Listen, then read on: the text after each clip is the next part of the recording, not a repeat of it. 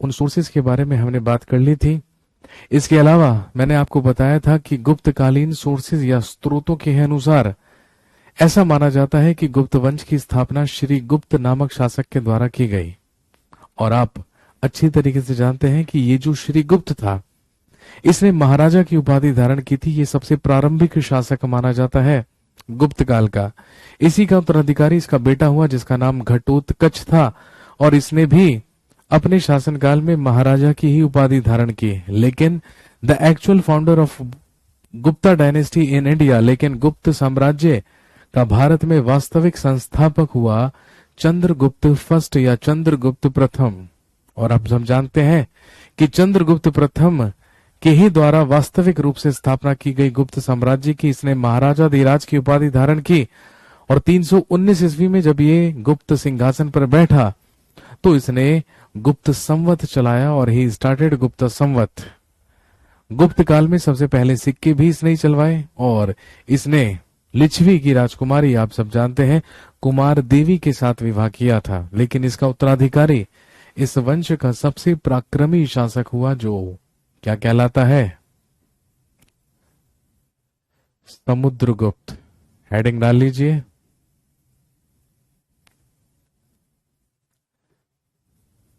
यज्ञों का आयोजन करवाया।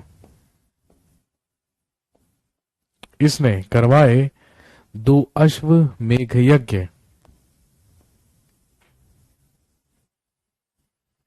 और जब इसने 2 अश्वमेघ यज्ञ करवाए, भाई अश्वमेघ यज्ञ तो समझते हैं, जिसमें शासक अपने सबसे प्रिय घोड़े को किसी एक दिशा में छोड़ दिया करते थे अपनी एक सेना की टुकड़ी के साथ। कितने दिन के लिए? 14 डेज के लिए, 14 दिन के लिए। अब जहां तक भी वो घोड़ा भाग कर जाएगा, वो सारा का सारा एरिया और क्षेत्र उसी शासक का हो जाएगा जिसका वो घोड़ा है। लेकिन यदि कोई शासक अपना एरिया नहीं देना चाहता तो बस उसे आकर उस घोड़े को पकड़कर समुद्रगुप्त से युद्ध करना पड़ेगा। लेकिन इसने 2 अश्वमेघ यज्ञ करवाए थे, और कोई भी शासक इसका घोड़ा पकड़कर इससे लड़ने के लिए नहीं आया।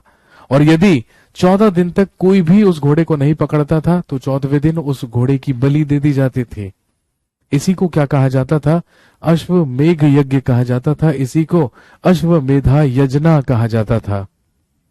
और ध्यान रखेंगे, अश्वमेघ यज्ञ करवाने के बाद ही फाइनली, क्योंकि इसने 21 शासकों को पराजित किया था, इसीलिए ही अपॉइंटेड हिज कोर्ट पोएट। इसी का दरबारी कवि हुआ करता था जिसका नाम था हरिशेन। तो ध्यान रखेंगे, इसके बाद इसने हरिशेन को ही प्रयाग प्रशस्ति लिखने के लिए नियुक्त किया। He appointed Harishen to describe his victories in Allahabad pillar addict. याद है ना, लिखवाया था अशोक का अलाहाबाद पिलर एडिक्ट या अलाहाबाद स्तंभ लेख, जिसमें मैंने आपसे कहा था कि अशोक के बाद गुप्त काल में इसमें अपनी विजयों का वर्णन किसने करवाया है? समुद्रगुप्त ने करवाया है, जिसे क्या कहते हैं? प्रयाग प्रशस्ति कहते हैं। और इस प्रयाग प्रशस्ति को लिखा गया है किसके द्वारा? हरिशेन के द्वारा, जो दरबारी कवि हुआ करता था समुद्रगुप्त का। नोट कीजिए फटाफट। पता चल गया था कि भारत का सबसे प्राचीन वाद्य यंत्र, म्यूजिकल इंस्ट्रूमेंट भी कौन सा है? वीणा। अरब का प्राचीन वाद्य यंत्र तंबूरा, भारत का प्राचीन वाद्य यंत्र वीणा। तो तंबूरा और वीणा का हुआ फ्यूजन, और तंबूरा और वीणा का फ्यूजन करके ही अमीर खुसरो के द्वारा आविष्कार किया गया सितार का।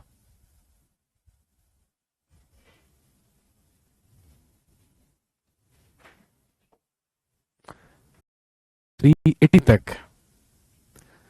गुप्त वंश का अगला शासक हुआ रामगुप्त। लेकिन रामगुप्त के बारे में जानकारी कि हमारे पास बहुत ही कम सोर्सेज हैं, बहुत ही कम स्रोत हैं। ध्यान रखेंगे, रामगुप्त के बारे में जानकारी हमें केवल 2 सोर्सेज से मिली है। एक तो नोवेल, एक तो उपन्यास जिसका नाम है देवी चंद्रगुप्तम।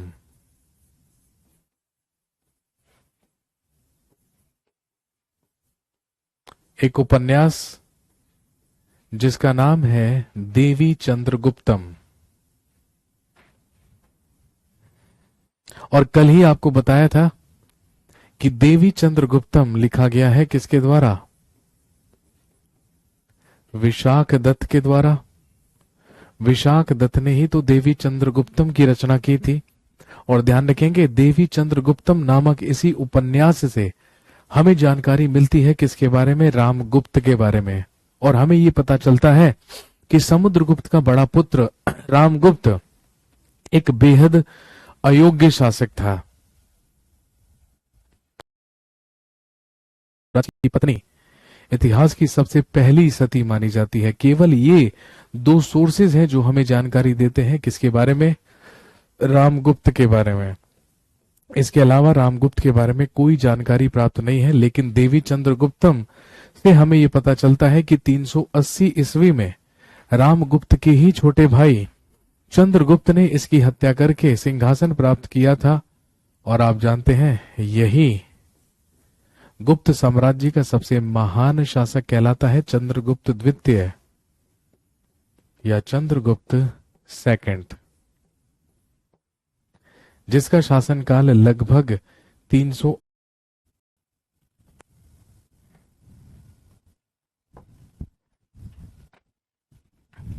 चलिए लिखेंगे 9 James of Chandragupta second, Chandragupta द्वितीय के नवरत्न।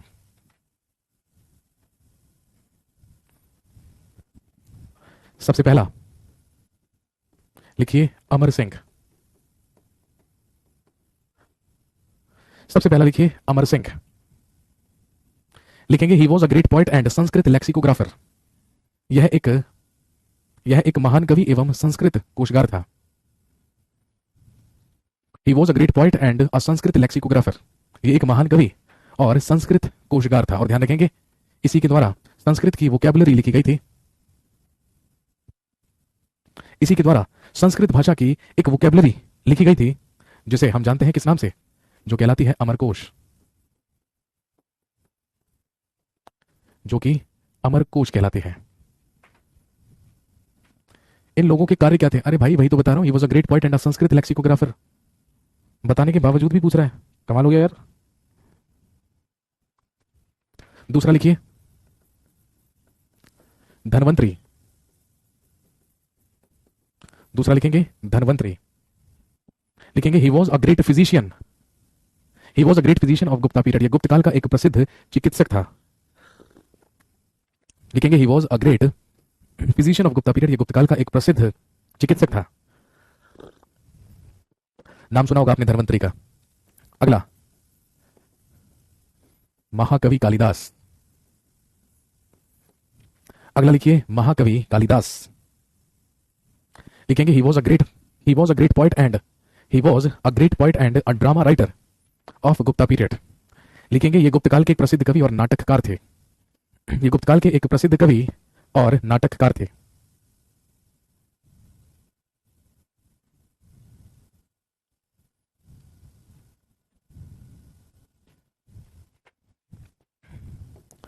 अगला लिखिए हरिशेन। लिखेंगे he was a writer and a court poet. He was a writer and a court poet of Gupta period. लिखेंगे हरिशेन एक लेखक और गुप्त काल का दरबारी कवि था। नेक्स्ट अगला लिखिए शपनक। अगला लिखिए शपनक। और हु वॉज शपनक? लिखेंगे he was a great astrologer of Gupta period. ये गुप्त काल का एक प्रसिद्ध ज्योतिषी था। He was a great astrologer of Gupta period. ये गुप्त काल का एक प्रसिद्ध ज्योतिषी था। नेक्स्ट अगला लिखिए शंकु। अगला लिखिए शंकु। लिखेंगे he was a great architect of Gupta period. ये गुप्त काल का एक महान स्थापत्यकार था।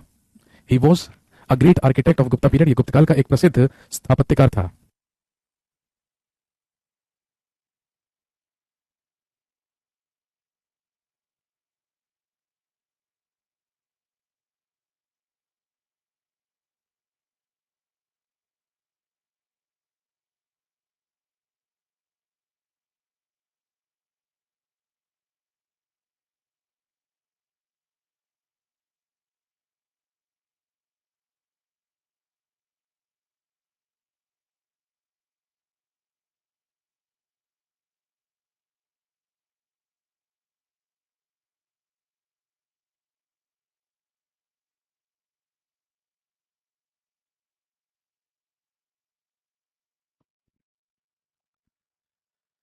शंकु, ही was a great architect of Gupta period, ये गुप्त काल का एक प्रसिद्ध स्थापत्यकार था।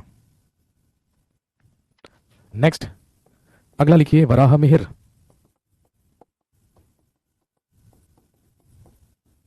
अगला लिखिए वराह मिहिर। लिखेंगे he was a great poet and an astronomer. He was a great poet and an astronomer, ये एक प्रसिद्ध कवि और खगोल शास्त्री थे। ये गुप्त काल का एक प्रसिद्ध कवि और एक खगोल शास्त्री था। नेक्स्ट, अगला लिखिए वररुचि।